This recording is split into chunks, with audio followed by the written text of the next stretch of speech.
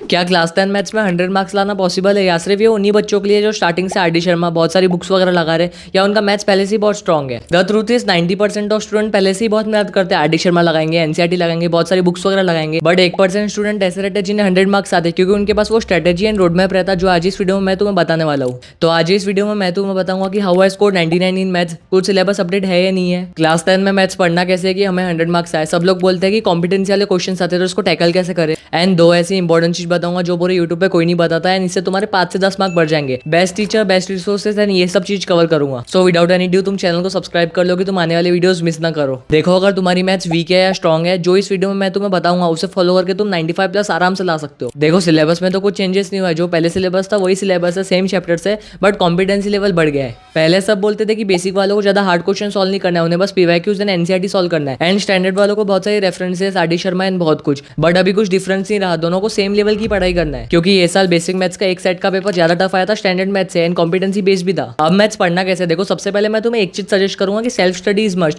मतलब तुम कोचिंग से पढ़ के आओ बट उसके बाद सेल्फ स्टडी भी करो। Secondly, don't take it lightly, मतलब तुम आज पढ़ रहे फिर 10 दिन बाद पढ़ रहे, इससे तुम फॉर्मुला भूल जाओगे, सॉल्व कैसे करते हैं वो भी भूल जाओगे, मेथड भूल जाओगे, एंड तुम्हें फिर से वन शॉट देखना पड़ेगा, एंड इससे तुम्हारा टाइम वेस्ट होगा। देखो, अभी तुम्हारा क्लास 10 शुरू हुआ है, अभी सब लोग कंसिस्टेंट रहते हैं, सब लोग अच्छे से पढ़ते हैं, बट एग्जाम आते आते तक सबकी कंसिस्टेंसी टूट जाती। तो सबसे पहले कमेंट करो I will be consistent whole year. So सबसे पहले मैथ्स में तुम एक डिटेल लेक्चर देखो, यूट्यूब पे बहुत सारे लेक्चर्स अवेलेबल है, तुम उनको देख सकते हैं, या तो तुमने कोई ऑनलाइन बैच लिया या तो कोचिंग क्लास लगाई, उनके लेक्चर्स वगैरह देख लो, बट स्टार्टिंग से एक ही टीचर को फॉलो करो, नहीं तो बाद में बहुत कंफ्यूजन होती है कि ये टीचर ने कुछ और पढ़ाया, उसने कुछ और पढ़ाया। लेक्चर के बाद जो भी लेक्चर में क्वेश्चंस कराया, जो भी कॉन्सेप्ट पढ़ाया, उसको एटलीस्ट 2 बार रिवाइज करो। फर्स्ट, लेक्चर खत्म होने के बाद ही रिवाइज करो। सेकंड, जब तुम्हारे हाफ ईयरली हो, यूनिट टेस्ट हो, उस टाइम पे रिवाइज करो। फिर सीधा एनसीईआरटी पे जंप करो। बहुत सारे बच्चे जो ऑनलाइन बैच लेते हैं वहाँ पे तो एनसीईआरटी कराते नहीं है, बहुत सारे बच्चों को एंड में रियलाइज होता है कि उन्हें एनसीईआरटी भी करना है, क्योंकि सीबीएसई एनसीईआरटी से बहुत सारे क्वेश्चंस पूछती है, जितने भी क्वेश्चंस आते हैं पीवाईक्यूज में, उन सब के जो कॉन्सेप्ट है वो एनसीईआरटी के रहते हैं। एनसीईआरटी में सबसे पहले पूरी एक्सरसाइज खत्म करना, फिर सॉल्व एग्जांपल्स। अब तुम में से बहुत सारे बच्चों को कुछ एनसीईआरटी के क्वेश्चंस आएंगे नहीं, क्योंकि हमें लगता है कि हम लेक्चर के क्वेश्चंस कर लिए, हम प्रो हो गए वो चैप्टर में, बट एनसीईआरटी के जब तुम क्वेश्चंस करोगे तुम्हें बहुत सारे क्वेश्चंस नहीं आएंगे। सो उसके लिए यूट्यूब पे एनसीईआरटी क्वेश्चंस के लेक्चर अवेलेबल है, तुम 1 बाय 1 कवर कर सकते हो। या तो तुम टाइम सेव करने के लिए ऐसे कर सकते हैं कि हमारे स्कूल में क्या कराते, सिर्फ एनसीईआरटी कराते मैथ्स में,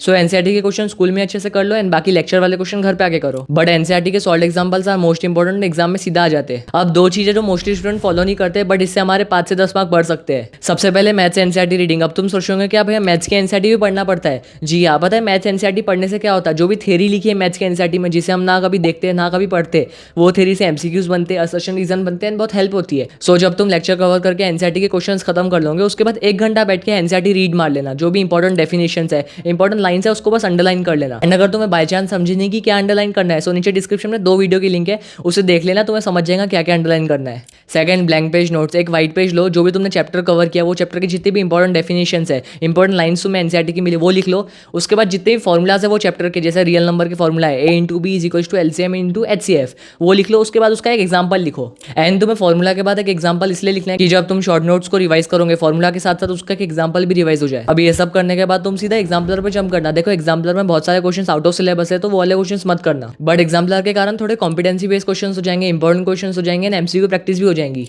इसके साथ तुम आरडी या तो आरएस भी कर सकते हैं एज अ रेफरेंस। मैं तुम्हें कोई और बुक सजेस्ट नहीं करूंगा, बिकॉज बाकी रेफरेंस बुक में क्वेश्चन आरडी से रहते, एग्जाम्पलर से रहते, पीवाईक्यू से रहते, सो वो 50 क्वेश्चन करने की जगह तुम 500 क्वेश्चन करो, बट अच्छे क्वेश्चन करो। सो आरडी या आरएस में एन नंबर ऑफ क्वेश्चन है, तुम उनको आराम से सॉल्व करो, एंड ये सब ऑनलाइन अवेलेबल भी है। अब ये सब मैनेज कैसे करें? देखो, तुम्हें ये सब एक दिन में कवर नहीं करना है। जिस दिन तुम्हारा एक चैप्टर का कॉन्सेप्ट अच्छे से रिवाइज हो गया, मतलब लेक्चर हो गया, लेक्चर के क्वेश्चन रिवाइज हो गए, एनसीईआरटी हो गई, सॉल्व एग्जाम्पल्स हो गए, उसके बाद तुम शॉर्ट नोट्स बनाना, एंड तभी से ही रोज 5 से 10 क्वेश्चन करना आरडी या आरएस से, जो भी बुक है तुम्हारे पास। फिर एग्जाम्पलर अक्टूबर या नवंबर में शुरू करना, बिकॉज एग्जाम्पलर में ज्यादा क्वेश्चन नहीं है, 20 से 30 क्वेश्चन है, एज अ रिवीजन तुम्हें बहुत हेल्प हो जाएंगी। बट ये सब क्वेश्चन प्रैक्टिस करते समय तुम्हें बहुत सारे क्वेश्चंस मिलेंगे जो तुम्हें नहीं आ रहे, बहुत सारे तुम मिस्टेक्स करोगे, बहुत सारे नए टाइप के कॉन्सेप्ट भी मिलेंगे। सो एक बुक बनाओ जहाँ पे तुम्हें ये सब मिस्टेक नोट डाउन करना है, उसके साथ साथ जो क्वेश्चन गलत हुए वो भी। फिर वो क्वेश्चन के साइड में वो भी लिखना कि कौन से स्टेप में गलती हुई थी, मतलब अगर एक क्वेश्चन में 4 स्टेप्स है, तुम 3rd स्टेप से गलती कर रहे, कैलकुलेशन मिस्टेक हो, फॉर्मूला गलत लिखा है, सो वहाँ पे नोट डाउन करना कि 3rd स्टेप में मिस्टेक हुई थी। एंड जब तुम पूरे साल भर बहुत सारे क्वेश्चन सॉल्व करोगे करोगे तुम्हें बहुत सारे नए कॉन्सेप्ट मिलेंगे, सर्कल चैप्टर के बहुत सारे कॉन्सेप्ट्स मिल जाएंगे,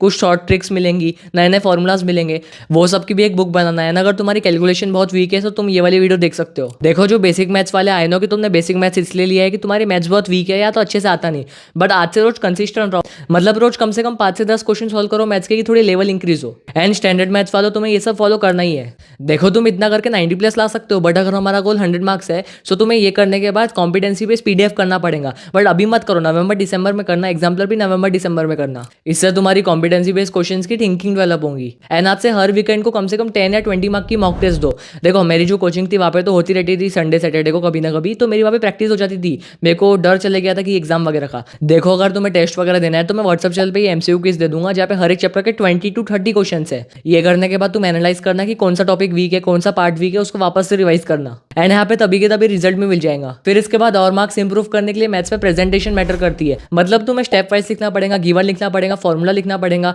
फाइनल आंसर लिखना पड़ेगा।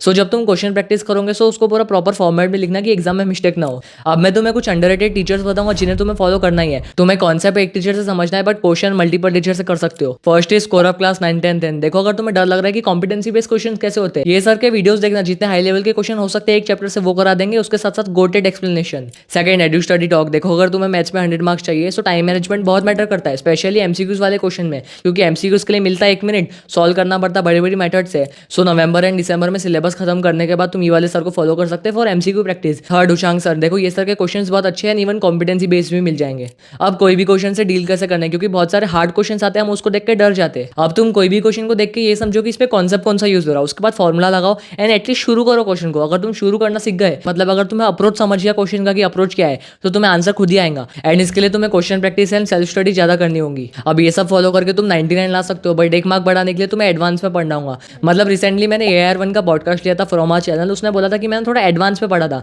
मतलब कुछ कुछ कॉन्सेप्ट ऐसे थे जो NCERT में नहीं थे, बट थोड़ा एडवांस में उससे पढ़ लिया था। तुम्हें वो वाले कॉन्सेप्ट कॉम्पिटेंसी बुक्स में मिल जाएंगे, PYQs में मिल जाएंगे, डिफरेंट टाइप के क्वेश्चन। या जब तुम बहुत सारे क्वेश्चन सॉल्व करोगे तुम्हें बहुत सारे नए नए कॉन्सेप्ट मिलेंगे, उसको बस एक बुक में लिखना है, उसको बार बार रिवाइज करना। अब जैसे जैसे तुम्हारे बोर्ड सामने आएंगे in the month of December and January, तब से तुम सैम्पल पेपर सॉल्व करना, PYQ सॉल्व करना, स्पेशली 2026 का PYQ एंड 2016 का PYQ। बाकी चैप्टर वाइज PYQ मैं व्हाट्सएप चैनल पे दे दूंगा। अब सिलेबस कवर करने का एक फ्लो कैसा होना चाहिए, सबसे पहले लेक्चर देखो, फिर NCERT कवर करो, फिर शॉर्ट नोट्स बनाओ, फिर उसको रिवाइज करो, देन एग्जाम्पलर RD है तो RS लगा लो, फिर उसके बाद यूट्यूब टीचर्स के क्वेश्चन सॉल्व करो, मॉक टेस्ट वगैरह दो, मिस्टेक्स जो हो रही है उसको एनालाइज करो। दैट सेट तुम्हारा syllabus is perfectly done and उसके साथ साथ क्वेश्चन प्रैक्टिस भी हो जाएंगी। अब रिवाइज कैसे करना है, सबसे पहले तुम वो शॉर्ट नोट्स रिवाइज करना जिसमें तुमने फॉर्मूला एंड मेथड लिखे थे, फिर उसके बाद NCERT का कोई भी क्वेश्चन उठाना, उसको सॉल्व करके देखना एंड यूट्यूब से इंपॉर्टेंट क्वेश्चंस कर लेना। अब कुछ 3 मिस्टेक्स है जो तुम्हें अवॉइड करना है, नहीं तो तुम्हारे 5 से 10 मार्क्स जा सकते हैं। सबसे पहला तो नॉट बीइंग कंसिस्टेंट, रोज 5 से 10 क्वेश्चन सॉल्व करना है, मतलब करना है। सेकंड, बहुत सारे टीचर्स को फॉलो करना, फालतू इससे कंफ्यूजन क्रिएट होता।